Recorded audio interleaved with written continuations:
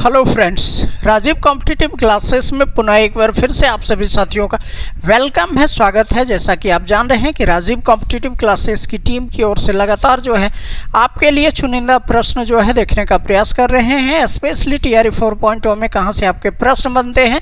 और यही नहीं, लेवल तो जैसा कि आप जानते हैं कि एनसीईआरटी जो है क्लास 6 to 12 पढ़ना सभी एग्ज़ाम के लिए रामबाण साबित होता है। तो आज जो है क्लास 6 से स्टार्ट कर रहे हैं, जैसा कि डिमांड था स्टूडेंट का कि सर क्लास 6 से लेकर 12 तक जितना भी एनसीईआरटी का जो है लाइन बाय लाइन एक एक अक्षर को समझाने का प्रयास कर दीजिए, है ना, ताकि जो है प्रश्न हम लोग का कहीं से भी नहीं छूटे। तो क्लास 6 से लेकर 12 तक जो आपका बायोलॉजी का क्वेश्चंस है उसको देखने समझने का प्रयास करेंगे। तो हमारे साथ बने रहें, एक बार सेशन को शेयर करने का प्रयास करेंगे। आइए स्टार्ट करते हैं। तो पहला चैप्टर आपका जो है ना, ये सब्जेक्ट आपका क्या हो जाएगा भाई? सब्जेक्ट आपका जो है ना, ये सब्जेक्ट आपका हो जाएगा बायोलॉजी का। सब्जेक्ट आपका बायोलॉजी है, सब्जेक्ट आपका बायोलॉजी है। और ये आपका क्लास जो है, ये क्लास आपका 6 है ना, क्लास 6 है, क्योंकि क्लास 6 जो है यहीं से क्लास 6 से लेकर 12 तक आपके प्रश्न पूछे जाएंगे, चाहे वो किसी भी प्रकार का एग्ज़ाम हो, सभी के लिए इम्पोर्टेंट है ना। तो बायोलॉजी का आज का जो चैप्टर है भोजन, है ना, भोजन का इंग्लिश क्या होता है भाई? फूड, है ना। भोजन का इंग्लिश क्या होता है? Food. Where does it come from, है ना, भोजन कहाँ से आता है? तो क्या कहता है चैप्टर 1 में, आज आपने अपने घर में क्या खाया था, पता लगाइए कि आपके दोस्त ने आज क्या खाया था। क्या आपने कल और आज एक ही प्रकार का आहार लिया था? क्या यह सत्य है कि अलग अलग समय में हम भिन्न भिन्न प्रकार का भोजन आहार लेते हैं? तो बिल्कुल सही बात है, अलग अलग टाइम में हम लोग अलग अलग प्रकार के भोजन करते हैं, है ना। ऐसा जो है रीति बनाया गया है ताकि हमें जो है उसमें जितने भी इंग्रेडिएंट्स पड़ते हैं या जो भी आपके सीरियल्स हैं, अन्न हैं, अनाज हैं, तो उनसे हमें जो है पोषण की प्राप्ति हो सके, ताकि हमें कंप्लीट जो है फूड मिल सके, है ना। और इससे हमें हमारा जो शरीर है इसका सही ढंग से पोषण हो सके, प्रोटीन मिल सके, कार्बोहाइड्रेट मिल सके, फैट्स मिल सके, विटामिन मिल सके, मिनरल्स जो है, जो भी खनिज पदार्थ की आवश्यकता शरीर को होती है, उन सभी चीज़ों को मिल सके। तो इसके लिए जो है कहाँ कहाँ से आपके प्रश्न जो है क्लास 6 का आज के चैप्टर में पूछे जाएंगे, आइए उसको देखने और समझने का प्रयास करते हैं। तो क्या कहता है 1.1 में आपका है कि विभिन्न खाद्य पदार्थ, है ना, विभिन्न जो है क्या है भाई? खाद्य पदार्थ है ना। तो खाद्य पदार्थ जो है आपका क्या क्या है? विभिन्न खाद्य पदार्थ। तो आइए उसको देखने का प्रयास करते हैं हम लोग, है ना, ठीक है।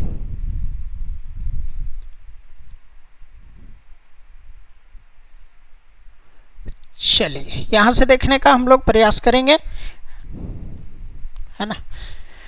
तो क्या कहता है विभिन्न खाद्य पदार्थ में क्रियाकलाप एक्टिविटी 1 है आपका। विद्यालय में अपने दोस्तों से उन खाद्य पदार्थों की जानकारी प्राप्त कीजिए जो वे पूरे दिन में खाते हैं। यदि वे विभिन्न राज्यों के रहने वाले हों तो उनसे भी यह जानकारी प्राप्त करने का प्रयास कीजिए।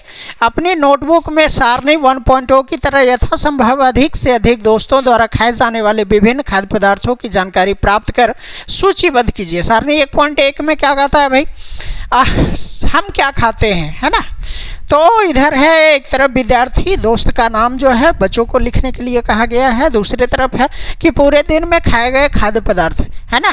तो ये जो चैप्टर है इससे बस यही देखने समझने का प्रयास करेंगे कि जो भी दैनिक डेली जीवन में हम लोग 24 आवर, और यही नहीं डे बाय डे जिस प्रकार से हम भोजन लेते हैं तो उससे हमें पोषक पदार्थ जो है किस प्रकार से प्राप्त होता है और कौन से भोजन में कौन सा पोषक पदार्थ प्राप्त होता है, तो इसको जो है जानने और समझने का आज के सेशन में प्रयास कर रहे हैं, है ना। तो हमारे साथ बने रहें, एक बार सेशन को शेयर कर दें आप लोग, है ना।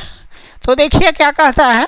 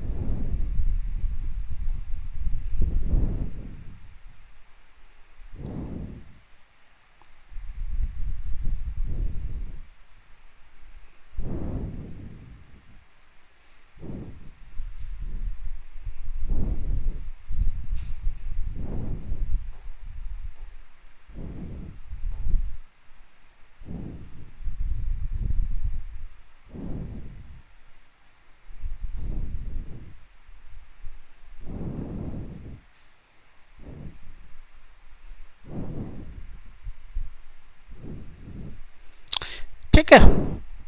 तो चलिए क्या कहता है कि हमने क्या देखा है ना। कक्षा में चर्चा कीजिए कि क्या हम विभिन्न व्यंजनों में कुछ संघटक समान रूप से प्रयुक्त करते हैं। अच्छा, ये संघटक कहाँ से आते हैं, है ना। तो 1.2 खाद्य सामग्री एवं उनके स्रोत क्या क्या हैं, आइए समझने का प्रयास करते हैं, है ना। सारणी 1.2 में सूचीबद्ध कुछ कच्ची सामग्री जैसे फल और सब्जी के स्रोत का अनुमान लगाना हमारे लिए बहुत आसान हो सकता है। चित्र 1.2a, यह कहाँ से आते हैं, निश्चित रूप से पौधों से। गेहूँ और चावल का क्या स्रोत है। आपने धान और गेहूँ के खेतों में उनके पौधों की अनेक पंक्तियाँ, है ना, देखी होगी। इनसे हमें अनाज प्राप्त होते हैं। चित्र 1.3 में आपका बताया हुआ है। कुछ अन्य खाद्य पदार्थ जैसे दूध, अंडा, मुर्गा, मछली, झींगा, मांस आदि हमें जंतुओं से प्राप्त होते हैं। ये चित्र 1.2b है ना, ये आपके बताए हुए हैं। ठीक है, तो चलिए आगे समझने का प्रयास करते हैं। आगे क्या कहता है।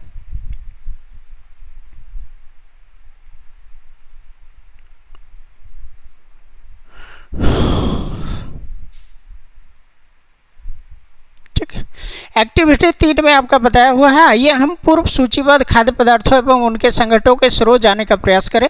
कुछ उदाहरण सारणी 1.3 में दिए गए हैं। कुछ और उदाहरण इस सूची में जोड़िए। इसके रिक्त स्थानों की पूर्ति कीजिए। क्रियाकलाप 3 से हम क्या निष्कर्ष निकालते हैं। पौधे विभिन्न खाद्य संघटकों जैसे कि अन्न, सब्जी, है ना, तथा फल इत्यादि के स्रोत हैं। जंतुओं से हमें दूध, मांस, अंडे तथा अन्य जांतव उत्पाद, देखिए यहाँ पे बहुत ही इम्पोर्टेंट जो है कुछ वर्ड है, जांतव उत्पाद प्राप्त होते हैं। गाय, बकरी तथा भैंस दूध देने वाले कुछ सामान्य पशु, है ना। दूध एवं विभिन्न दुग्ध उत्पाद जैसे कि मक्खन, क्रीम। सारणी 1.2 में खाद्य व्यंजन संघटक जिससे वे बने हैं तथा उनके स्रोत। खाद्य मद कच्ची सामग्री स्रोत यहाँ पे दिया हुआ है। इडली, इडली क्या चीज़ से भाई निर्माण होता है आपका, है ना, तो चावल से, है ना। चावल कहाँ से आता है, तो पौधा प्लांट से आता है। इसके स्रोत हैं उड़द की दाल, इसमें यूज किया जाता है। नमक, जल, है ना, इन सब चीज़ों से इडली बनता है। चिकन करी में आपका चिकन जो है ये जंतुओं से आता है। ठीक है, तो आइए आगे समझने का प्रयास करते हैं।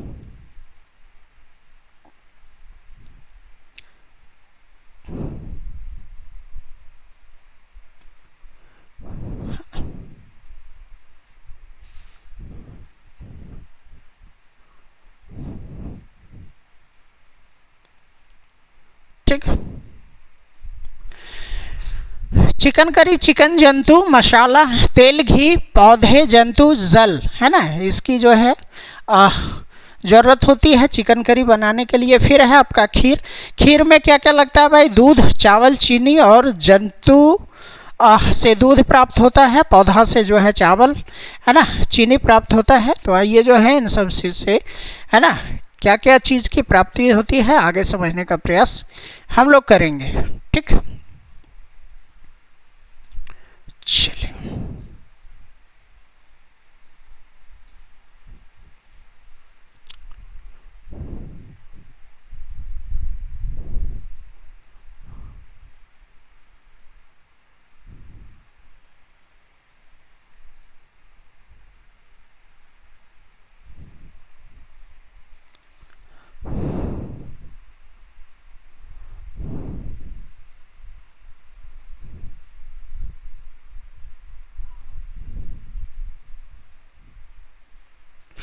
क्या कहता है, घी, पनीर और दही का उपयोग संसार के प्रत्येक क्षेत्र में किया जाता है। क्या आप कुछ अन्य जंतुओं के नाम बता सकते हैं जो हमें दूध से दूध देते हैं, है ना। दूध जो है देने वाली बहुत सी ऐसी पशुएं हैं, जैसे कि बकरी से भी दूध निकाला जाता है, आपका ऊँट से भी दूध निकाला जाता है ना। अन्य और भी ऐसे जानवर होते हैं, याक, उनसे भी दूध जो है उसकी प्राप्ति होती है। ठीक है, तो इससे क्या बनता है भाई, दूध से घी, पनीर और दही का उपयोग संसार के प्रत्येक क्षेत्र में किया जाता है। क्या आप कुछ अन्य जंतुओं के नाम बता सकते हैं जो हमें दूध देते हैं, है ना। 1.3 में आपका भोजन के रूप में पौधे के भाग और जंतु उत्पाद आपके बताए हुए हैं, है ना। क्या क्या है भाई, आइए समझने का प्रयास करते हैं। तो सबसे पहले इधर आपका फ्लावर दिया हुआ है ना, फ्लावर यानी फूल, है ना। उसके बाद आपका फ्रूट है यानी फल है, ठीक है। इन सब चीज़ जो है ये प्लांट से आपके प्राप्त होते हैं। ये आपका स्टेम दिया हुआ है, स्टेम जो है ये तना होता है, स्तंभ जिसे कहा जाता है, लीफ, है ना, या लिव्स भी आप कह सकते हैं, पत्तों को, है ना, ठीक है। और नोड जो है ये, ठीक है, नोड जहाँ से तो स्टेम का जो है ना, दो बीच का जो अंग रहता है जहाँ से नए तने निकलते हैं, ये आपका नोड कहलाता है, ठीक है, नोड कहलाता है। और इंटरनोड, दो तने के बीच का जो भाग है उसको इंटरनोड कहा जाता है। क्या कहा जाता है भाई? इंटरनोड कहा जाता है ना। फिर ये आपका बड कलिका है, बड यानी कलिका, जिससे कि आपका फूल जो है प्राप्त होता है, ठीक है।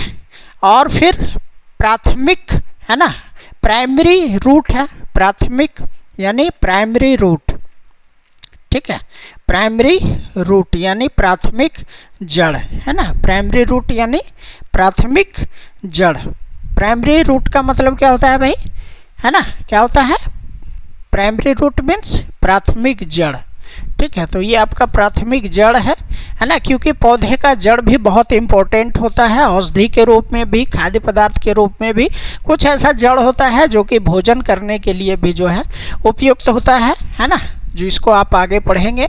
द्वितीयक मूल यानी सेकेंडरी रूट आपका है, सेकेंडरी, है ना, रूट है द्वितीयक, ठीक है, मूल है। और ये मूल तंत्र यानी कि रूट सिस्टम टोटल जो है आपके बताए हुए हैं यहाँ पे।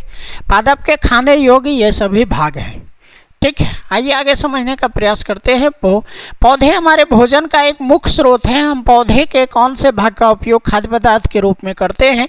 हम पत्तियों वाली अनेक सब्जियां खाते हैं, है ना। कुछ पौधे के फलों को भोजन के रूप में खाते हैं। कभी हम जड़, कभी तना, तो कभी पुष्प भी भोजन के रूप में खाते हैं, है ना। क्या क्या खाते हैं भाई? कभी हम जड़ को खाते हैं, जड़ यानी रूट, है ना, भोजन के रूप में रूट का ग्रहण करते हैं, ठीक है ना। और कभी स्टेम को भी खाते हैं, ठीक है। तो ये सब प्रश्न आपके बीपीएससी लेवल का है, पूछे जाते हैं, है ना, ठीक है। हम पत्तियों को भी खाते हैं, लिव्स को भी खाते हैं, ठीक है। और क्या खाते हैं भाई? कुछ पौधे के फल यानी फ्रूट्स को भी खाते हैं, ठीक है, फ्रूट्स को भी खाते हैं, ठीक है। कभी कभी हम लोग फ्लावर को भी खाते हैं, है ना, बहुत से ऐसे, ठीक है, पुष्प को भी खाते हैं, है ना, भोजन के रूप में। चित्र 1.4 में आपको बताया हुआ है। कभी आपने सीताफल, काशी फल के फूलों को चावल की पिट्ठी में डुबोकर वो तलकर पकौड़ी बनाकर खाया है? इसका प्रयत्न कीजिए। कुछ पौधे के 2 या 2 से अधिक भाग खाने योग्य होते हैं। उदाहरण के लिए सरसों के बीज, है ना, हमें तेल प्राप्त होता है। सरसों यानी मस्टर्ड, है ना, सरसों का मतलब क्या हो गया भाई? मस्टर्ड। मस्टर्ड से हमें जो है क्या प्राप्त होता है? मस्टर्ड से क्या प्राप्त होता है? बीज, है ना, मस्टर्ड बीज से आपका ऑयल प्राप्त होता है ना। तो कुछ पौधे के 2 या 2 से अधिक भाग खाने योग्य होते हैं। उदाहरण के लिए सरसों के बीज से हमें तेल प्राप्त होता है एवं इसकी पत्तियों का उपयोग, है ना, बनाने के लिए किया जाता है। ये यहाँ पे क्या छोटा हुआ है, ज़रा देख लेते हैं। हाँ, साग बनाने के लिए किया जाता है, ठीक है। क्या आप केले के पौधे के विभिन्न भाग के बारे में सोच सकते हैं जिन्हें हम, है ना, खाद्य के रूप में यूज़ करते हैं? पहले जानना चाहती है, पहली इस बच्ची का नाम है। हमारे भोजन का पौधे और जंतु के अलावा भी कोई अन्य स्रोत है ना। तो बैगन का भरता, बैगन का भरता आप लोग खाए होंगे। बैगन का भरता जो है बहुत सब जगह परोसा जाता है, घर में भी इसको खाया जाता है। तो कैसे बनता है भाई? क्या क्या इंग्रेडिएंट्स इसमें लगते हैं, कॉन्स्टिट्यूएंट्स क्या क्या है इसके, है ना। तो बैंगन चाहिए मिर्च मसाला के रूप में, जो है अन्य मसाला चाहिए। तेल मूंगफली, सरसों, सोयाबीन या किसी अन्य पौधे से जो है तेल का यूज इसमें कर सकते हैं। पौधे का भाग जो हमें संगठक देता है ना, फल, ठीक है, और बीज, ठीक है। आगे देखिए, समझने का प्रयास करते हैं क्या कहता है।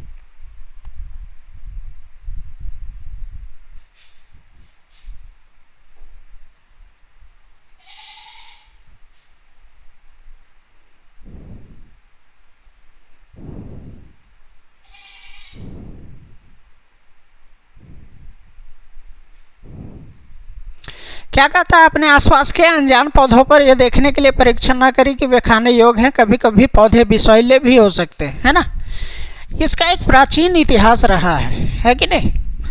पहले लोग सोचिए कि कितना जो है लोग फलों को चखे होंगे, है ना, जो जितने भी सब्जियां हैं उनको चखे होंगे, फिर तरह तरह का इनोवेशन करते करते जो है आज हम इतने फल और सब्जियां जो है उसको बड़े आसानी से खाते हैं, क्योंकि हमें ज्ञान हो चुका है कि किसे खाने के बाद जो है और किसके साथ क्या नहीं खाना चाहिए, ये भी बहुत ज़रूरी है, अन्यथा वो भी विषाक्त हो जाता है ना। तो ये सब भी पढ़ने के बाद ही आपको पता चलता है। तो अपने आसपास के अनजान पौधों पर यह देखने के लिए परीक्षण ना करें कि वे खाने योग्य हैं, कभी कभी पौधे विषैले भी हो सकते हैं। क्रियाकलाप 5 में क्या बताया हुआ है भाई, मूंग अथवा चने के कुछ सूखे बीज लीजिए। अब इनमें से कुछ बीजों को जल से भरे एक पात्र में डाल दें तथा 1 दिन के लिए छोड़ दीजिए। अगले दिन जल को पूरी तरह निकाल दें और बीजों को गिलास में रहने दें। उन्हें गीले कपड़े में लपेटकर एक और रख दीजिए। अब क्या आप बीजों में कुछ परिवर्तन देखते हैं क्या? एक छोटी सी सफ़ेद संरचना, साबुत मूंग एवं अंकुरित मूंग, है कि नहीं। आइए आगे देखते हैं क्या कहता है। हाँ, ठीक है। तो बीज से बाहर निकल लाती है, यदि हाँ तो बीज अंकुरित हो गए, चित्र 1.5 और 1.6 में बताया हुआ है। यदि नहीं तो बीजों को पानी में धोएं, पानी निकाल दें और गीले कपड़े से ढककर अगले दिन के लिए उन्हें छोड़ दें, है कि नहीं। क्या उस दिन आपको बीज से बाहर निकलता हुआ एक छोटा सा अंकुर दिखाई देता है? अंकुरों को सावधानी से धोकर आप इन्हें खा सकते हैं, ये वाले भी जा सकते हैं। इनमें कुछ मसाले मिलाने पर खाने के लिए एक स्वादिष्ट अल्पाहार तैयार हो जाता है कि नहीं। मूंग जो है मूंग और चना, इसको जो है मूंग तो जल्दी 1-2 दिन में जो है, एक ही दिन में वो अंकुर आ जाता है ना। लेकिन उसमें जो है चना जो है उसको 2 दिन लगता है।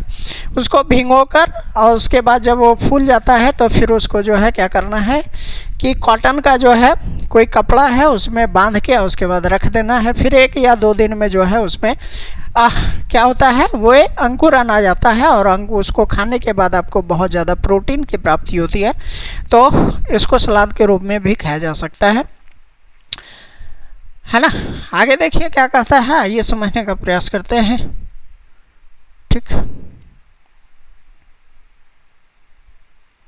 इस प्रकार से, है ना, आप देख रहे हैं इस प्रकार से जो है चना एवं अंकुरित चना। क्या आप जानते हैं कि शहद कहाँ से आता है या कैसे उत्पादित होता है? क्या आपने एक मधुमक्खी का छत्ता देखा है जहाँ बहुत सी मधुमक्खियाँ भिन भिनाया करती है? मधुमक्खियाँ फूलों से मकरंद, है ना, आपके प्रश्न जो है यहाँ से बन सकते हैं, है ना, यहीं से आपके प्रश्न बनेंगे। मकरंद, ठीक, मकरंद का मतलब मीठे रस एकत्रित करती है और इसे अपने छत्ते में भंडारित करती है। चित्र 1.7, फूल और उनका मकरंद वर्ष के केवल कुछ समय में ही उपलब्ध होते हैं, अतः मधुमक्खियाँ, है ना। आइए आगे समझने का प्रयास करते हैं क्या कहता है भाई। ठीक, क्या कहता है, इस मकरंद का भंडारण कर लेती है ताकि पूरे वर्ष इसका उपयोग किया जा सके। हम ऐसे छतों से मधुमक्खियों द्वारा भंडारित भोजन का शहद के रूप में उपयोग करते हैं। बिल्कुल सही बात है। शहद का मतलब हनी, है ना। शहद का मतलब क्या हो गया भाई? हनी। जंतु क्या खाता है कि नहीं। अब तो हम लोग क्या क्या खाते हैं उसको थोड़ा सा देखने का प्रयास किया। अब जंतु क्या खाता है उसको समझने का प्रयास करते हैं, है ना। क्या आपके घर में कोई ऐसा पालतू पशु है जिसकी आप देखभाल करते हो? कुत्ता, बिल्ली, भैंस या बकरी? फिर आपको इसकी जानकारी भी अवश्य होगी कि आपका पालतू जानवर क्या खाता है, अन्य जंतु क्या खाते हैं। क्या आपने कभी गिलहरी, चित्र 1.8, कबूतर, छिपकली या छोटे से कीट को खाना खाते देखा है कि नहीं। चलिए आगे समझने का प्रयास करते हैं क्या कहता है भाई। ठीक,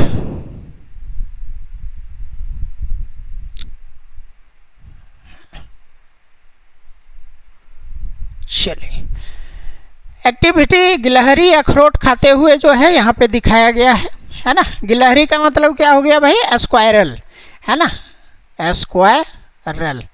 ठीक, गिलहरी अखरोट खाते हुए क्रियाकलाप 6 में सारणी 1.5 में अनेक जंतुओं के नाम लिखे हैं, उनमें से कुछ जंतुओं द्वारा खाए जाने वाले भोजन भी लिखे हैं। सारणी में रिक्त स्थानों की पूर्ति कीजिए। सारणी क्या क्या है भाई? 1.5 में जंतु और उनका भोजन, जीव का नाम लिखा हुआ है, खाए जाने वाला भोजन लिखा हुआ है। भैंस क्या खाती है? घास, खली, भूसा, अनाज, पत्ती खाती है। बिल्ली छोटे जंतु, पक्षी दूध पीती है। चूहा क्या खाता है? ये सभी जो है इसमें दर्शाना है।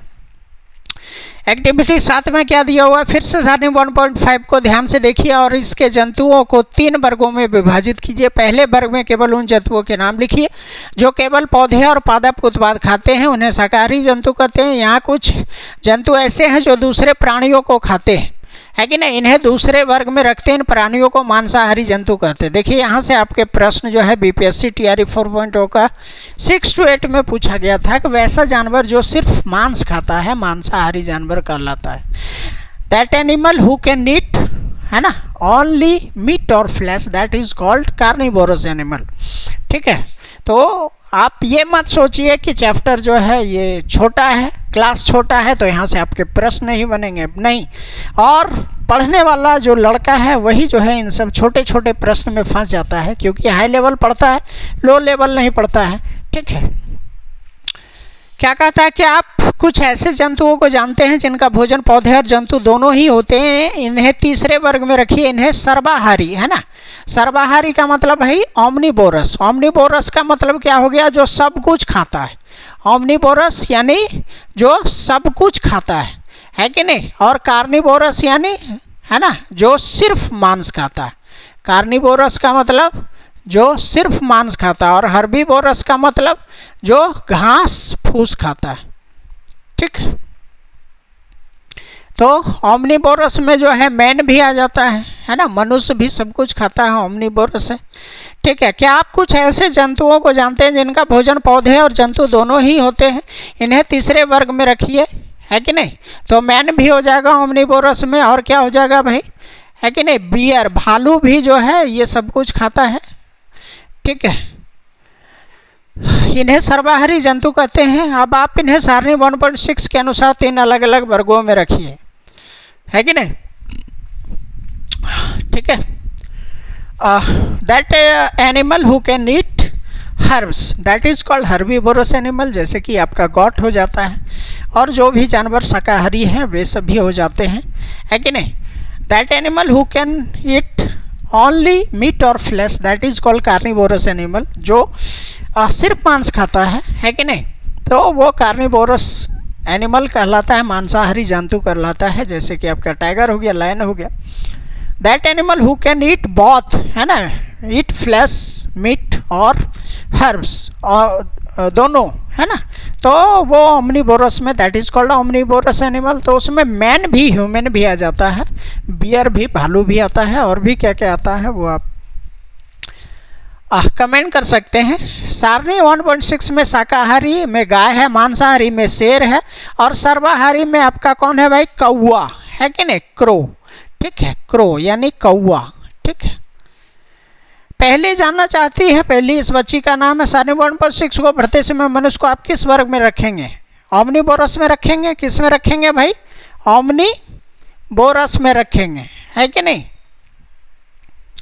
ठीक है, हम जानते हैं कि हमें से बहुत से लोग ऐसे हैं जिन्हें पर्याप्त भोजन नहीं मिलता है। हमें ऐसे उपाय खोजने की आवश्यकता है जिनके द्वारा देश में अधिक खाद्य उत्पादन किया जा सके। यही पर्याप्त नहीं होगा, बल्कि हमें ऐसे भी उपाय खोजने चाहिए जिन्हें यह सुनिश्चित हो सके कि यह भोजन हमें से प्रत्येक को आसानी से उपलब्ध हो सके। बहुत अच्छी बात है, चलिए आगे समझने का प्रयास करते हैं, है कि नहीं। प्रमुख शब्द यहाँ पे दिया हुआ है कि नहीं, संघटक, है ना, संघटक। संघटक का कॉन्स्टिट्यूएंट्स, है ना, या कॉन्स्टिट्यूएंट्स संघटक, है ना। खाद्य जो है आपका, ये फूड आपका हो गया। ठीक है, मकरंद आपका जो है ये कहाँ से मिलता है भाई? हनी का, इसी से बनाया जाता है ना। जूस, है ना, फ्लावर जूस आप कह सकते हैं। ठीक है, इसी को इकट्ठा करने के बाद हनी का निर्माण होता है। अंकुरित बीज स्प्राउट है ना, स्प्राउट।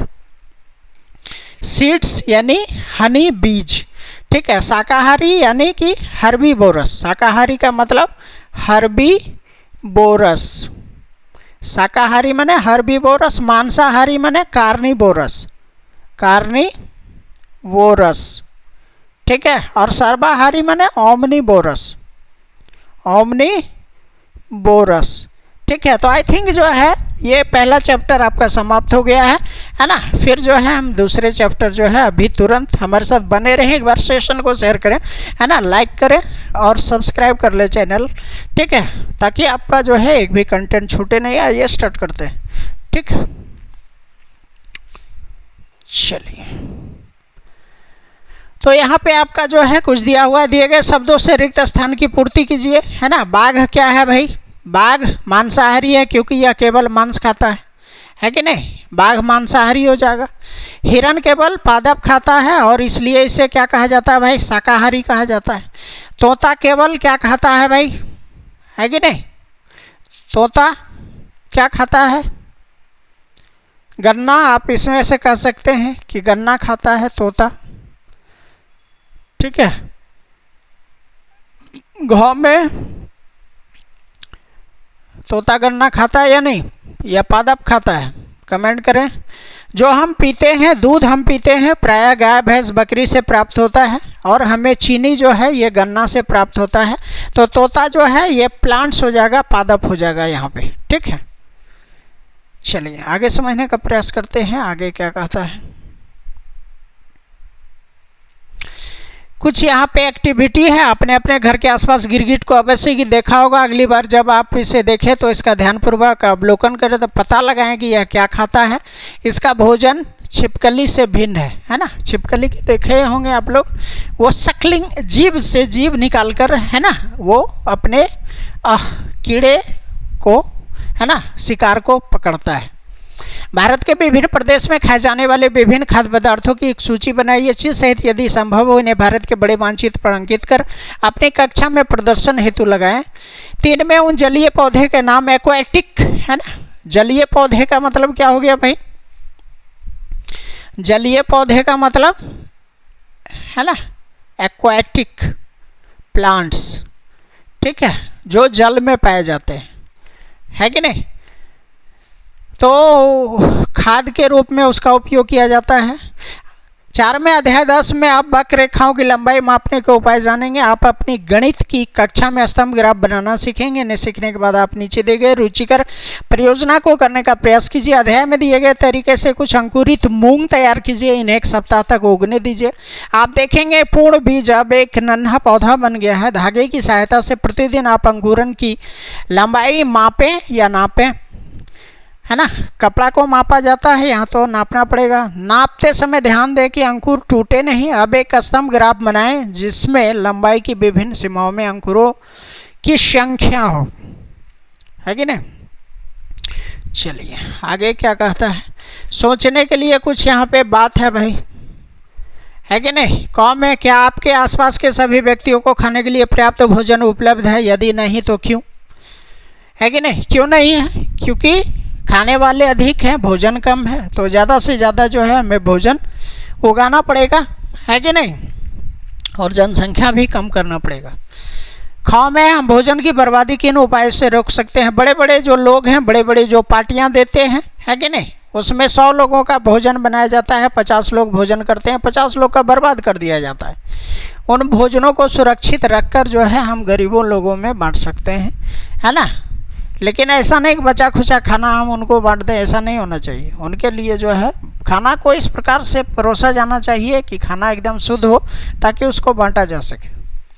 चलिए आगे समझने का प्रयास करते हैं, आगे क्या कहता है। भोजन के घटक क्या क्या हैं, है ना, आइए, है ना,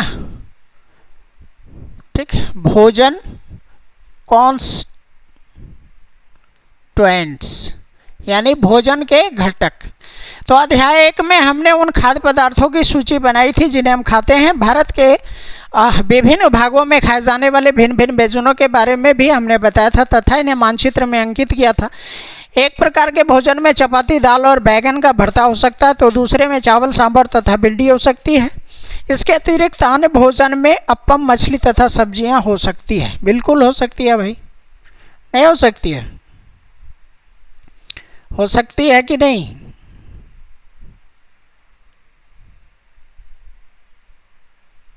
अरे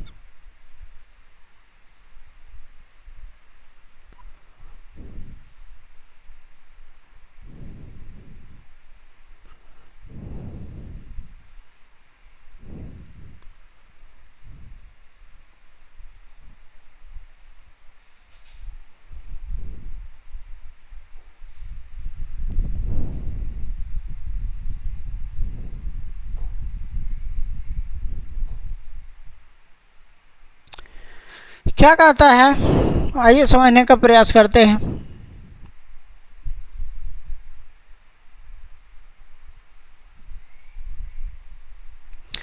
कहता है यह जंतुओं से मिलते हैं। इन कच्ची सामग्री के संघटक क्या हैं? इस कच्ची सामग्री में हमारे शरीर के लिए कुछ आवश्यक घटक होते हैं। इन घटकों को हम पोषक कहते हैं। हमारे भोजन में मुख्य पोषक कार्बोहाइड्रेट्स है ना। क्या क्या भाई? कार्बोहाइड्रेट्स है ना। जो भी हम भोजन करते हैं, है कि नहीं, तो कार्बोहाइड्रेट्स उससे हमें प्राप्त होता है। और क्या प्राप्त होता है भाई, है कि नहीं? पोषक का मतलब क्या हो गया? न्यूट्रिएंट्स, है ना। न्यूट्रिएंट्स यानी पोषक पदार्थ। हम भोजन करने के बाद हमें पोषण प्राप्त होता है ना। पोषण को न्यूट्रिएंट्स कहते हैं। और क्या क्या है भाई? तो कार्बोहाइड्रेट, विटामिन, फैट्स, मिनरल्स, क्या क्या है आइए समझने का प्रयास करते हैं। तो कार्बोहाइड्रेट्स प्रोटीन है ना। और क्या है भाई? प्रोटीन है। और क्या है कि नहीं? फैट्स है, वसा है। और क्या है? विटामिन्स है। कई प्रकार के विटामिन्स होते हैं, है कि नहीं। और क्या है भाई? मिनरल्स है, खनिज है ना। खनिज लवण है, ठीक है, खनिज लवण है। इसके अतिरिक्त हमारे भोजन में रुक्षांश का मतलब क्या हो गया भाई? रफेज है ना। रफेज, ठीक है। जैसे सलाद वगैरह है ना, सलाद वगैरह जो आप खाते हैं तो उसको रफेज कहा जाता है कि नहीं। तो ये भी ज़रूरी है, क्योंकि रफेज खाने के बाद क्या होता है, आपका भोजन शरीर की जितनी भी गंदगी है उसको रफेज बाहर करने का प्रयास करता है। सही ढंग से भोजन का पाचन हो पाता है, ठीक है। तो इसके अतिरिक्त हमारे भोजन में रुक्षांश तथा वाटर है कि नहीं, जल, वाटर यानी जल, ठीक है, जल है कि नहीं। इन सब चीज़ों की ज़रूरत होती है। क्या क्या भाई? सबसे पहले भोजन करते हैं, न्यूट्रिएंट्स की प्राप्ति होती है ना। कार्बोहाइड्रेट की प्राप्ति होती है, प्रोटीन की, फैट्स की, विटामिन्स की, मिनरल्स की, रफेज और जल भी चाहिए, ठीक है। इसके अतिरिक्त हमारे भोजन में रुक्षांश जल भी शामिल है, जिनकी हमारे शरीर को आवश्यकता है। क्या सभी खाद्य पदार्थों में ये सभी पोषक उपलब्ध होते हैं? कुछ साधारण विधियों से हम यह जान सकते हैं कि कच्ची सामग्री या पके हुए भोजन में कौन सा एक या अधिक पोषक उपस्थित है। कार्बोहाइड्रेट, प्रोटीन तथा वसा के परीक्षण अन्य पोषकों के परीक्षण है ना, परीक्षणों की अपेक्षा सरल है। आइए हम इन परीक्षणों को करके प्रेक्षणों को सूची सारणी 2.2 में लिखें। इन परीक्षणों को करने के लिए आपको आयोडीन है ना, किन चीज़ की ज़रूरत होती है भाई, है कि नहीं? आयोडीन। ये आयोडीन जो है आपका नमक में पाया जाता है। नमक जो है उसमें आयोडीन युक्त नमक ही करना चाहिए, ताकि उससे ग्वाइटर, घेंगा रोग ना हो, है कि नहीं। आगे समझने का प्रयास करेंगे। आयोडीन, कॉपर सल्फेट तथा कास्टिक सोडा विलयनों, है कि नहीं, आवश्यकता होगी। आपको कुछ परख नलियों तथा एक ड्रॉपर की भी आवश्यकता होगी। इन परीक्षणों को पके हुए भोजन तथा कच्ची सामग्री पर करें। इन परीक्षणों से प्राप्त परीक्षणों को सारणी 2.2 में दर्शाए गए तरीके से लिख सकते हैं। इन सारणी में कुछ खाद्य पदार्थ दर्शाए गए हैं। अपना परीक्षण इन पर या अन्य किसी उपलब्ध खाद्य पदार्थ पर कर सकते हैं। इन परीक्षणों को सावधानी से कीजिए और किसी भी रसायन को खाने या चखने का प्रयास मत कीजिए। यदि आवश्यक विलयन तत्काल उपलब्ध नहीं है तो आपके अध्यापक निम्न विधि से उन्हें तैयार करा सकते हैं। आइए विभिन्न खाद्य पदार्थों की जांच करके देखें कि किसमें कार्बोहाइड्रेट उपस्थित है। कार्बोहाइड्रेट कई प्रकार के होते हैं। हमारे भोजन में पाए जाने वाले मुख्य कार्बोहाइड्रेट क्या है भाई? स्टार्च है ना। मुख्य कार्बोहाइड्रेट जो है ये स्टार्च है कि नहीं। क्या चीज़ में मिलता है भाई? चावल वगैरह में मिलता है कि नहीं, ठीक है। चावल यानी जो हम लोग भात खाते हैं, है कि नहीं, तो चावल में पाया जाता है ना। राइस, चावल को अंग्रेजी में क्या कहते हैं भाई, राइस कहते हैं। कार्बोहाइड्रेट कई प्रकार के होते हैं। हमारे भोजन में पाए जाने वाले मुख्य कार्बोहाइड्रेट मंड तथा शर्करा के रूप में होते हैं, ठीक है।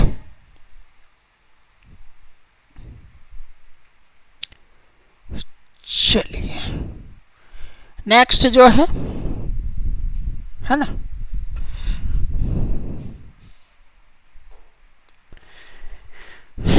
आइए नेक्स्ट क्या है भाई, आइए समझने का प्रयास करते हैं। इस परीक्षण को किसी अन्य खाद्य पदार्थ के साथ दोहराइए और जांच कीजिए कि इसमें मंड है। अपने परीक्षणों को सारणी 2.2 में लिखिए। प्रोटीन के लिए परीक्षण, प्रोटीन के परीक्षण के लिए किसी खाद्य पदार्थ की थोड़ी मात्रा लीजिए। जिस खाद्य पदार्थ का परीक्षण करना है, यदि वह ठोस है तो पहले उसका पेस्ट अथवा चूर्ण बनाने की आवश्यकता होती है। खाद्य पदार्थ की थोड़ी मात्रा को पीसकर या मसलकर उसके चूर्ण को एक साफ परख नली में डाल दें और 10 बूंद जल डालकर उसे अच्छी तरह हिलाएं। अब ड्रॉपर की सहायता से परख नली में 2 बूंद कॉपर सल्फेट का विलयन तथा 10 बूंद कॉस्टिक सोडा का विलयन डालिए। चीज 2.2 में बताए हुए अच्छी तरह हिलाकर कुछ मिनट के लिए परख नली को रख दीजिए। आपने क्या देखा, क्या परख नली का पदार्थ है ना, ये प्रोटीन के लिए परीक्षण आपको बताया हुआ है, ठीक है।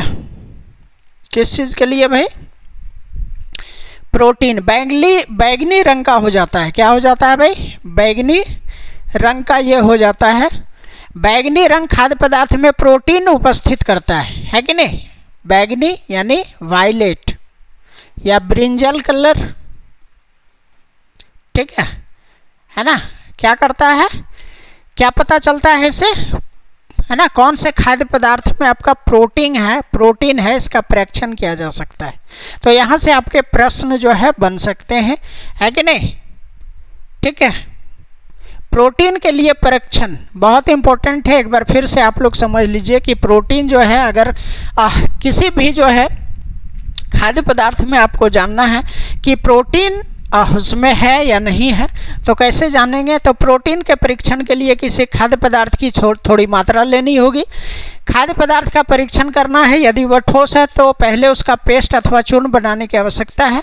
खाद्य पदार्थ की थोड़ी मात्रा को पीस कर मसल कर उसके चूर्ण को एक साफ परख नली में डाल दें और 10 बूंद जल डालकर उसे अच्छी तरह हिलाएं। अब ड्रॉपर की सहायता से परख नली में 2 बूंद क्या डालना है भाई, कॉपर सल्फेट का इसका सॉल्यूशन डालना है तथा 10 बूंद कास्टिक सोडा डालना है और मिलाना है। अच्छी तरह हिलाकर कुछ मिनट के लिए परख नली को रख देना है। तो क्या देखेंगे कि बैगनी रंग का हो गया। बैगनी रंग खाद्य पदार्थ में प्रोटीन उपस्थित कराता है। यहाँ से आपके प्रश्न बन सकते हैं, ठीक है, यहाँ से आपके प्रश्न बन सकते हैं। अब आप इस परीक्षण को किसी दूसरे खाद्य पदार्थ के साथ दोहरा सकते हैं। फैट के लिए, है ना, यहाँ पे आप फैट के लिए जो है आपको पता करना है। तो खाद्य पदार्थ की अल्प मात्रा लेनी है, इसे कागज़ के टुकड़े में लपेटकर कूटिए। ध्यान रखना है खाद्य पदार्थ में उपस्थित पोषक जो है, ठीक है, इस प्रकार से मंड यानी स्टार्च है या नहीं है वो लिखना है, प्रोटीन है या नहीं है वो लिखना है, ठीक है, और फैट यानी बसा है कि नहीं, ठीक है, ठीक है। तो इन सब चीज़ों को जो है आप इस प्रकार से, है ना, कॉपर सल्फेट का विलयन तथा 10 बूंद कास्टिक सोडा डाल के आप जो है इसका पता कर सकते हैं। कोई दिक्कत, चलिए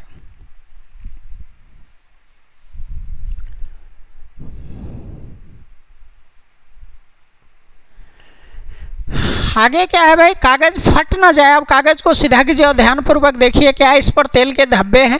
कागज़ को किसी प्रकाश के सामने लाएं। क्या आपको इस धब्बे से होकर आने वाला धुंधला प्रकाश दिखाई देता है।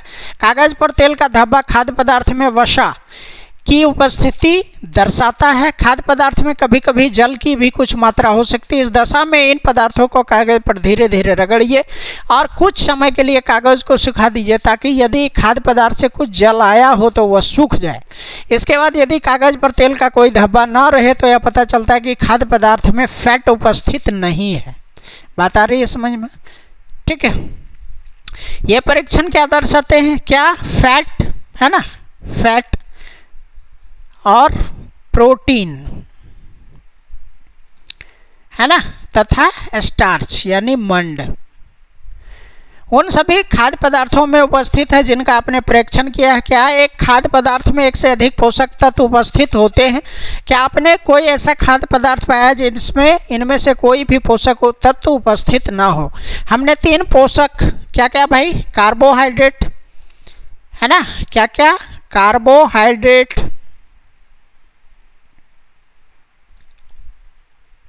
ठीक है, और क्या क्या? प्रोटीन, प्रोटीन और फैट, और क्या क्या भाई? है ना, विटामिन, विटामिन और मिनरल्स, खनिज। जैसे अन्य पोषक भी हमारे विभिन्न खाद्य पदार्थों में उपस्थित रहते हैं, इन सभी पोषकों की हमें क्या आवश्यकता होती है? विभिन्न पोषक हमारे शरीर के लिए क्या करते हैं, आइए इसको समझने का प्रयास करते हैं, है कि नहीं। कार्बोहाइड्रेट मुख्य रूप से हमारे शरीर को ऊर्जा देता है। कार्बोहाइड्रेट हमारे शरीर को एनर्जी देता है। क्या देता है भाई? एनर्जी देता है। कौन देता है? कार्बोहाइड्रेट देता है। कौन देता है? कार्बोहाइड्रेट्स देता है। कार्बोहाइड्रेट्स देता है एनर्जी, ठीक है, ऊर्जा प्रदान करता है। वसा से भी ऊर्जा मिलती है ना, वसा यानी फैट, फैट से जो है इससे भी ऊर्जा मिलता है कि नहीं। लेकिन ज़्यादा फैट जो है हमारे शरीर के लिए हानिकारक भी है, क्योंकि फैट जो है ऐसे ऐसे जगह में शरीर का आंतरिक इंटरनल ऑर्गन में जम जाता है, जहाँ से कि ब्लड वगैरह पास करता है हार्ट में, तो उसके पंपिंग में भी अवरोधक हो जाता है। इसलिए ज़्यादा फैट जो है शरीर को हानिकारक पहुंचाता है। तो वास्तविक यह है कि कार्बोहाइड्रेट की तुलना में वसा की समान मात्रा में हमें अधिक ऊर्जा प्राप्त होती है ना। वसा भोजन के संघटक। आइए आगे समझने का प्रयास करते हैं क्या कहता है।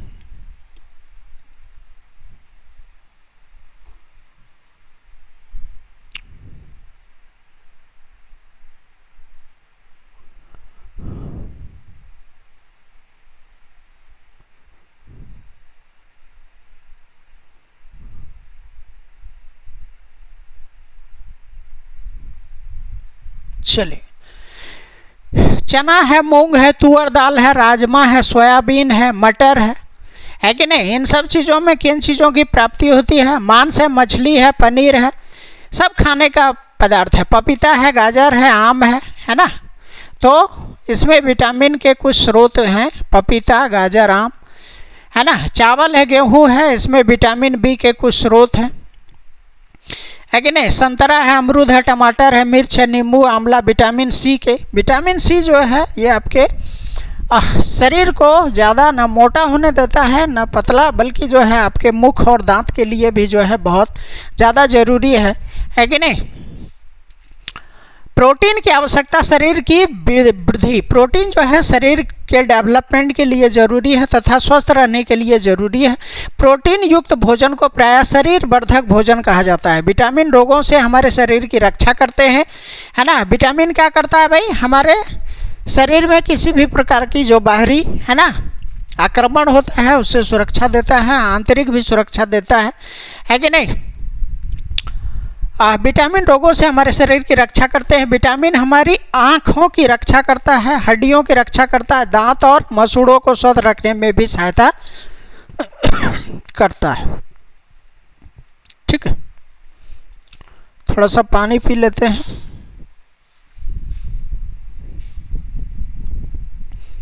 चलिए ख़त्म करके है ना। विटामिन कई प्रकार के होते हैं जिन्हें अलग अलग नामों से जाना जाता है। इनमें से कुछ को vitamin A, vitamin B, vitamin C, vitamin D तथा विटामिन ए तथा विटामिन के नाम से जाना जाता है। विटामिन के एक समूह को विटामिन बी कॉम्प्लेक्स कहते हैं। हमारे शरीर को सभी प्रकार के विटामिनों की अल्प मात्रा में आवश्यकता होती है। विटामिन ए हमारी त्वचा, विटामिन ए क्या करता है भाई? स्किन की देखभाल करता है ना, तथा आँखों को स्वस्थ रखता है। विटामिन ए क्या करता है ना, आँखों को स्वस्थ रखता है, स्किन हो गया, आई हो गया। और विटामिन सी क्या करता है भाई? विटामिन सी क्या करता है, बहुत से रोगों से लड़ने में हमारी मदद करता है कि नहीं, डिजीज से प्रोटेक्शन करता है। विटामिन डी क्या करता है भाई, तो हमारा जो आपका अस्थि है यानी हड्डी है यानी बोन है, ठीक है, और दांत यानी टीथ, ठीक है, तो इसके लिए कैल्शियम का उपयोग करने में हमारे शरीर की सहायता करता है कि नहीं, कैल्शियम, सॉरी, है कि नहीं, क्या हो जाएगा, कैल्शियम,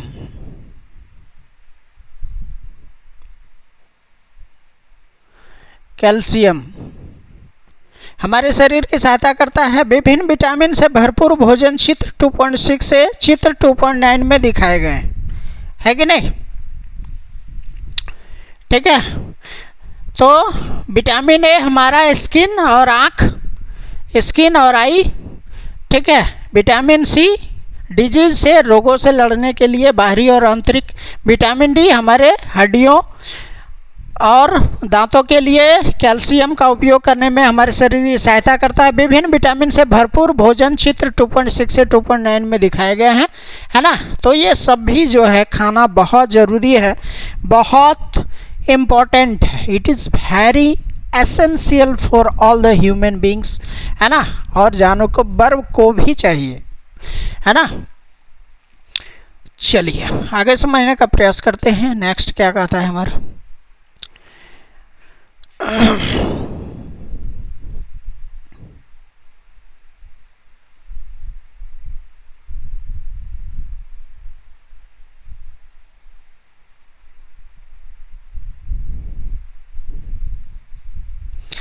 नेक्स्ट है आयोडीन के कुछ स्रोत हैं।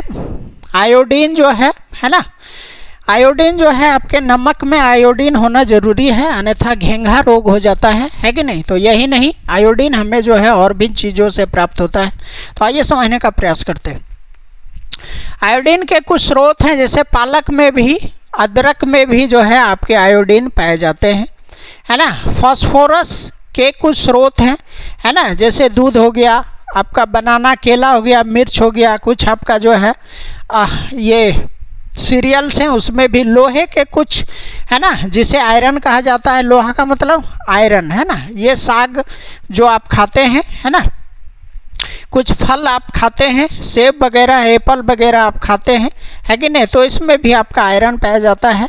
कैल्शियम के कुछ स्रोत आपका दूध हो गया, एग हो गया, है ना। तो इन सब चीज़ों में कुछ खनिज लवण, है ना, इन सब से हमें, और सूरज का रोशनी से भी जो है हमारे शरीर में सूरज के प्रकाश की उपस्थिति, है कि नहीं, से विटामिन डी बनाता है। इन दिनों कोई भी सूरज के प्रकाश में नहीं रह पाता, जिससे लोगों में इसकी कमी हो जाती है ना।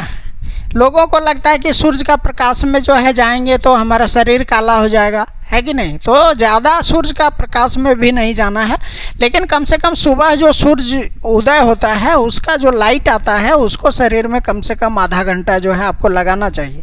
बहुत से ऐसे लोग होते हैं जो सूर्य उदय उग के और उसके बाद ऊपर चला जाता है, तब उठता है 10 बजे, है कि नहीं। तो ऐसा नहीं होना चाहिए, सूर्य उदय से पहले लोगों को उठ जाना चाहिए, सूर्य का प्रकाश आपके शरीर में लगना चाहिए। तो सूरज के प्रकाश से विटामिन डी आपको प्राप्त होता है। हमारे शरीर को खनिज लवणों की आवश्यकता अल्प मात्रा में होती है, मिनरल्स, है ना। खनिज लवण माने क्या होता है भाई, मिनरल्स, है कि नहीं। शरीर के उचित विकास तथा अच्छे स्वास्थ्य के लिए प्रत्येक खनिज लवण आवश्यकता है। विभिन्न मानव लवणों के कुछ स्रोत को चित्र 2.10 में दर्शाया गया। अधिकांश खाद्य पदार्थ में, आइए इसको थोड़ा सा मिटा ही देते हैं, है कि नहीं, पढ़ने में दिक्कत हो रहा है।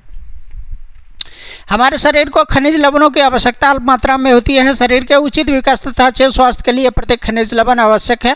विभिन्न खनिज लवणों के कुछ स्रोतों को चित्र 2.10 में दर्शाया गया है। अधिकांश खाद्य पदार्थों में एक से अधिक पोषक होते हैं। आपने भी सारणी 2.2 में परीक्षणों को लिखते समय इस बात को अवश्य देखा होगा। फिर भी किसी कच्ची सामग्री में एक निश्चित पोषक की मात्रा दूसरे पोषकों की मात्रा से अधिक हो सकती है। उदाहरण तक चावल में कार्बोहाइड्रेट की मात्रा दूसरे पोषकों से अधिक होती है। इस आधार पर हम यह कह सकते हैं कि चावल कार्बोहाइड्रेट समृद्ध भोजन है कि नहीं। राइस में कार्बोहाइड्रेट जो है प्रचुर मात्रा में पाया जाता है। क्या पाया जाता है भाई?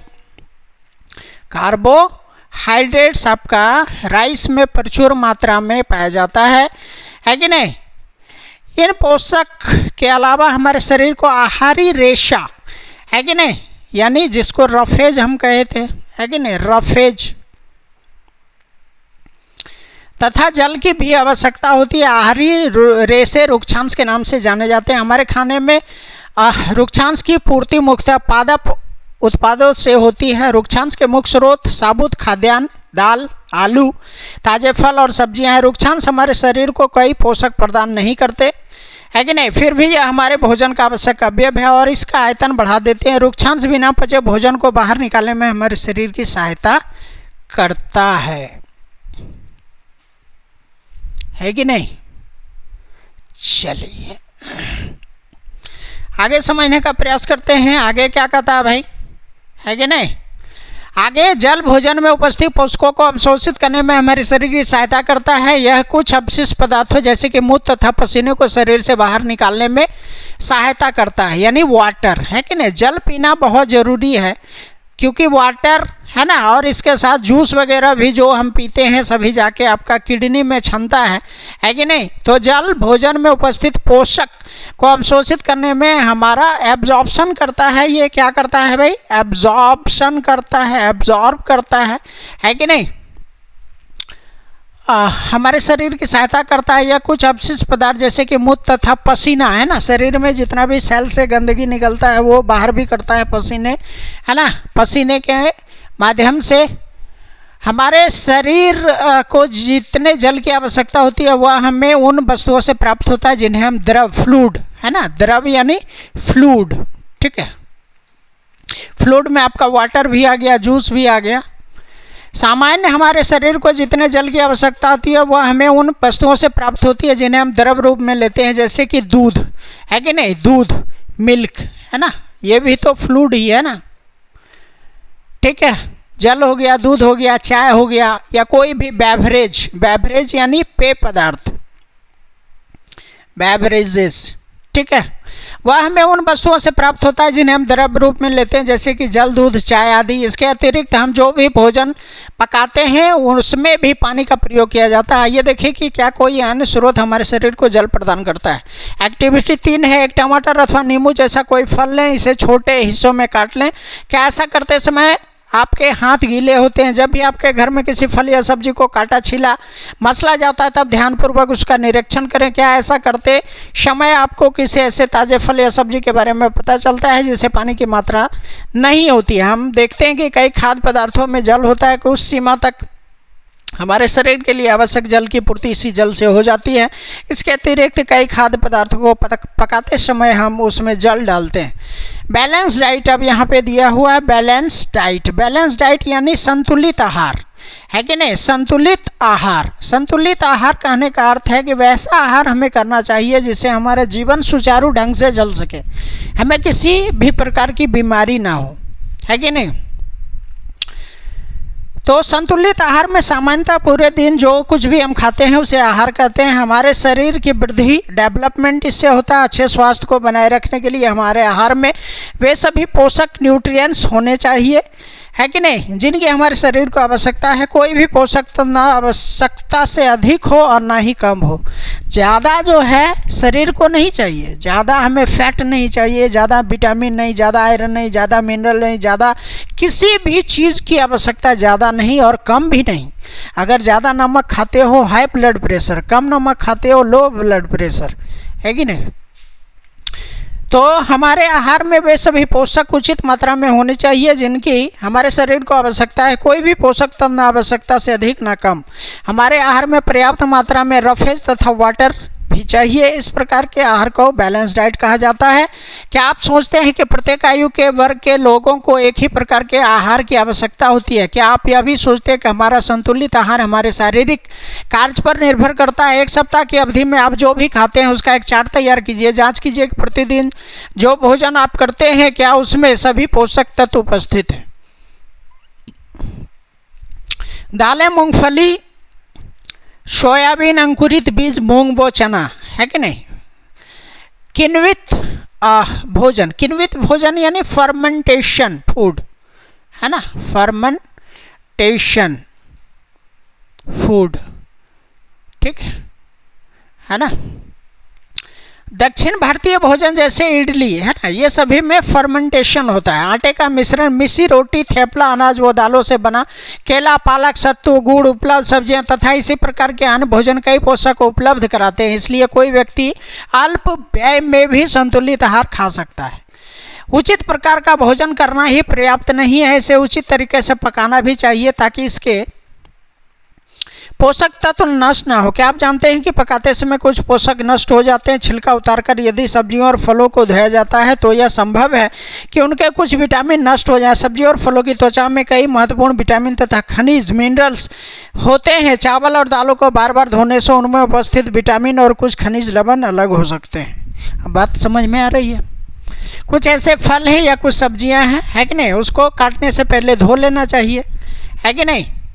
कुछ ऐसे दाल वगैरह भी है, चावल भी है, तो उसको जो है, हालांकि उसको तो जो है अभी तो धोना ही पड़ेगा। अगर घर का है, सेब है, बढ़िया है, तो उसको धोने से उसके कुछ विटामिन्स नष्ट हो जाते हैं। आलू वगैरह है तो उसको काटने से पहले धो लेना चाहिए, काटने के बाद धोएंगे, है कि नहीं।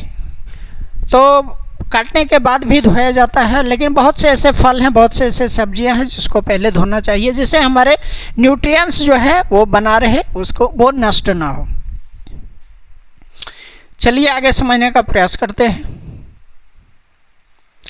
क्या कहता है, हम सभी जानते हैं कि पकाने से भोजन का स्वाद बढ़ता है तथा इसे पचाने में आसानी होती है। इसके साथ साथ पकाने में कुछ पोषक तत्वों की हानि भी हो सकती है। यदि भोजन पकाने में अत्यधिक जल का उपयोग किया जाता है और बाद में उसे फेंक दिया जाता है तो कई लाभदायक प्रोटीन तथा खनिज लवण की हानि हो जाती है। तो पकाने में विटामिन सी आसानी से गर्मी से नष्ट हो जाता है। क्या यह उचित नहीं होगा कि हम अपने आहार में फल और कच्ची सब्जियों को सम्मिलित करें। बुझों ने सोचा कि हर समय वसा युक्त खाना ही सर्वोत्तम भोजन है। एक कटोरी कार्बोहाइड्रेट युक्त भोजन की अपेक्षा एक कटोरी वसा युक्त, है ना, भोजन अधिक ऊर्जा देगा। क्या ऐसा नहीं होता है। अतः उसने तली हुई चीजें, समोसा, पूरी, मलाई, राबड़ी, पेड़ा आदि प्रचुर वसा युक्त भोजन ही खाया और इसके अलावा कुछ नहीं खाया। क्या आप सोचते हैं कि वह ठीक था? निसंदेह नहीं। इतना अधिक वसा युक्त भोजन खाना हमारे शरीर के लिए सही नहीं है, बहुत हानिकारक हो सकता है। हमारे भोजन में वसा की मात्रा अत्यधिक मोटापा का कारण हो सकता है। ज़्यादा अगर फैट का यूज हम करेंगे तो शरीर ज़्यादा फैटी हो जाएगा। और सिर्फ फैट नहीं, लीवर भी फैटी हो जाता है। आपका हार्ट में वो कहाँ कहाँ इंटरनल ऑर्गन में जाके जम जाता है, जिससे कि हमारा शरीर का धड़कन जो है वो सही ढंग से काम नहीं कर सकता है, शरीर का अन्य ऑर्गन काम नहीं कर सकता है। इसलिए ज़्यादा फैट की आवश्यकता नहीं है कि नहीं। अभावजन रोग, है ना, डेफिशिएंसी डिजीज। तो अभावजन रोग जो है, अगर हमें प्रचुर मात्रा में न्यूट्रिएंट्स की प्राप्ति नहीं होती है कि नहीं, तो अभावजन्य रोग हो सकता है कि नहीं, हो सकता है कि नहीं। एक व्यक्ति खाने के लिए पर्याप्त भोजन पा रहा है, लेकिन कभी कभी उसके भोजन में किसी विशेष पोषक की कमी हो जाती है कि नहीं। यदि यह कमी लंबे अवधि तक रहती है तो वह व्यक्ति उसके अभाव से ग्रसित हो सकता है। एक या अधिक पोषक तत्वों का अभाव हमारे शरीर में रोग अथवा विकृतियां उत्पन्न कर सकता है। वे रोग जो लंबी अवधि तक पोषक के अभाव के कारण होते हैं उन्हें अभावजन रोग कहते हैं। यदि कोई व्यक्ति अपने भोजन में पर्याप्त प्रोटीन नहीं ले रहा है तो उसे कुछ रोग हो सकते हैं, जैसे वृद्धि का अवरोध, यानी उसका शरीर जो है सही ढंग से डेवलप नहीं करेगा, है कि नहीं। अगर प्रोटीन जो है लगातार आप नहीं ले रहे हैं, प्रोटीन युक्त भोजन नहीं कर पा रहे हैं, तो शरीर आपका डेवलप करना जो है वो बंद कर देगा, है कि नहीं। कुछ रोग भी हो सकते हैं, जैसे वृद्धि का अवरुद्ध होना, चेहरे पर सूजन, बालों के रंग का उड़ना, त्वचा की बीमारियां, पेचिश आदि। यदि प्रोटीन अथवा कार्बोहाइड्रेट दोनों ही किसी व्यक्ति के आहार से एक लंबे समय तक अनुपस्थित रहे तो उसकी वृद्धि पूरी तरह से अवरुद्ध हो जाएगी। ऐसा व्यक्ति बहुत दुबला पतला हो जाएगा, वो इतना दुर्बल हो जाएगा कि चलने में भी असमर्थ होगा। विभिन्न विटामिन, खनिज, लवणों के अभाव से विभिन्न रोग अथवा विकृतियाँ हो सकती हैं। इनमें से कुछ सारणी 2.3 में दर्शाए गए हैं। सभी अभावजन रोगों की रोकथाम संतुलित बैलेंस डाइट लेने से ही जो है की जा सकती है। इस अध्याय में हमने स्वयं से यह जाने की कोशिश की कि विभिन्न क्षेत्रों के भोजन में इतनी अधिक विविधता होते हुए भी आहार में पोषक तत्वों का वितरण सामान्य है। यह वितरण हमारे भोजन में आवश्यक पोषक तत्वों की उपस्थिति सुनिश्चित करता है कि नहीं?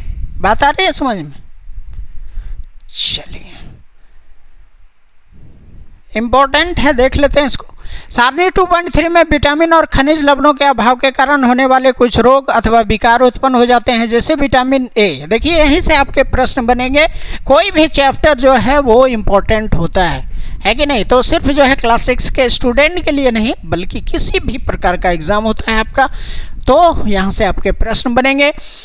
क्या कहता है? विटामिन और खनिज लवणों के अभाव के कारण, है ना? तो विटामिन या खनिज, विटामिन ए की अगर कमी हो जाती है तो क्या होगा भाई? कम दिखाई देगा, क्षीणता हो जाएगा, दृष्टिहीनता हो जाएगा। कैसे? लक्षण क्या क्या? कमजोर दृष्टि, अंधेरे रात में कम दिखाई देना, कभी कभी पूरी तरह से दिखाई देना बंद हो जाना। विटामिन B1 से बेरी रोग हो जाता है, दुर्बल पेशियां और काम करने की ऊर्जा में कमी हो जाती है। विटामिन सी से स्कर्वी रोग हो जाता है, मसूड़े से खून निकलता है, घाव भरने में अधिक समय लगता है।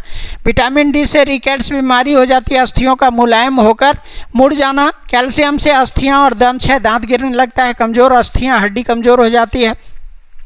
आयोडीन से घेंघा, ये गला घोंटन रोग, गला जो है वो बढ़ जाता है। गर्दन की ग्रंथि का फूल जाना, बच्चों में मानसिक विकलांगता आ जाती है। और लौह, आयरन की कमी से, है ना, खून जो है उसकी कमी हो जाती है और कमजोरी आती है। तो आपके प्रश्न जो है कि नहीं, यहीं से बनेंगे। एक vitamin A, vitamin B1, vitamin C, है ना, विटामिन डी, ठीक है, कैल्शियम, आयोडीन, लौह, ठीक है, सभी से आपके प्रश्न पूछे जाते हैं, बहुत इम्पोर्टेंट है। ठीक है, संतुलित आहार, ये आपका बैलेंस डाइट हो गया। बैलेंस डाइट हमें लेना चाहिए, ना ज़्यादा ना कम, है कि नहीं? है ना। बेरी विटामिन B1 की कमी से, कार्बोहाइड्रेट आपका जो है चावल में पाया जाता है कि नहीं? ठीक है, ऊर्जा जो है आपका फैट में भी पाया जाता है, लेकिन ज़्यादा फैट जो है नहीं हमको खाना चाहिए। कार्बोहाइड्रेट जैसे फैट भी लेना चाहिए, लेकिन उचित मात्रा में, है ना। ठीक है, खनिज, मिनरल्स आपको इसकी आवश्यकता होती है। पोषक यानी न्यूट्रिएंट्स, प्रोटीन की आवश्यकता होती है शरीर बिल्डअप करने में। रुक्षांश, रफेज, शरीर के सारे गंदगी को बाहर निकालने के लिए। स्कर्वी जो है आपका विटामिन डी, है कि नहीं? रिकेट्स वगैरह जो है। विटामिन सी जो है स्कर्वी रोग, मसूड़े से खून निकलना, घाव भरने में, है ना। मंड यानी स्टार्च जो है, ये आपका चावल वगैरह आप खाते हैं तो उससे, है ना। और vitamin B, vitamin B1, vitamin A, vitamin C, vitamin D, बहुत तरह के विटामिन है। इन सभी को आप अच्छे ढंग से जो है पढ़ने और समझने का प्रयास करेंगे। हमारे भोजन के मुख्य पोषक तत्वों के नाम कार्बोहाइड्रेट, प्रोटीन, वसा, है ना, फैट जिसे कहते हैं, विटामिन तथा खनिज, मिनरल्स। इसके अतिरिक्त भोजन में आहारी यानी रफेज तथा वाटर, जल भी होता है। कार्बोहाइड्रेट तथा वसा हमारे शरीर को मुख्य रूप से ऊर्जा प्रदान करते हैं, है ना। यहाँ से आपके प्रश्न जो है ये बन जाएंगे। ठीक है, कार्बोहाइड्रेट, है ना, कार्बोहाइड्रेट और क्या भाई, फैट, है ना। ठीक है, ऊर्जा प्रदान करता है। प्रोटीन तथा खनिज, प्रोटीन और मिनरल जो है शरीर बिल्डअप करता है कि नहीं? यहाँ से आपके प्रश्न बनेंगे। ठीक है, प्रोटीन और क्या, मिनरल्स। ठीक है, ये शरीर बिल्डअप करता है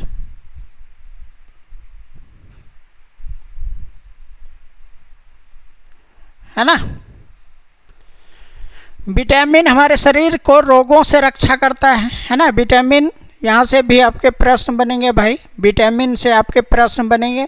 ये हमारे रोगों से हमारी सुरक्षा करता है, डिजीज से हमें बचाता है कि नहीं? ठीक है। और बैलेंस डाइट से हमारे शरीर के लिए आवश्यक सभी न्यूट्रिएंट्स तत्व और पर्याप्त रफेज और वाटर उचित मात्रा में उपस्थित रहने चाहिए। बैलेंस डाइट में हमारे आहार में लंबी अवधि तक या अथवा अधिक पोषण तत्वों की न्यूनता कमी से या विशिष्ट रोग अथवा विकार उत्पन्न हो सकते हैं, है ना। इसलिए हमें बैलेंस डाइट लेना चाहिए। ठीक है। कुछ प्रश्न है, हमारे भोजन के मुख्य पोषक तत्व के नाम लिखना है। यहाँ निम्नलिखित के नाम लिखिए। ठीक है, चलिए। तो आज का जो है सेशन हमारा यहीं पे समाप्त करते हैं, है ना। आज का सेशन यहीं पे समाप्त करते हैं। ठीक है। तो आई थिंक जो है आज का जो सेशन था उसमें हमने देखने का प्रयास किया है कि नहीं। इसमें हमने कार्निवोरस एनिमल, हर्बीवोरस, ओमनीवोरस और इसके साथ ही जो है जितने भी ह्यूमन्स हैं, जितने भी प्लांट्स हैं, कहाँ से हमें जो है न्यूट्रिएंट्स की प्राप्ति होती है, एनिमल से क्या क्या प्राप्त होता है और प्लांट से क्या क्या प्राप्त होता है, जो कि एक बैलेंस डाइट होता है।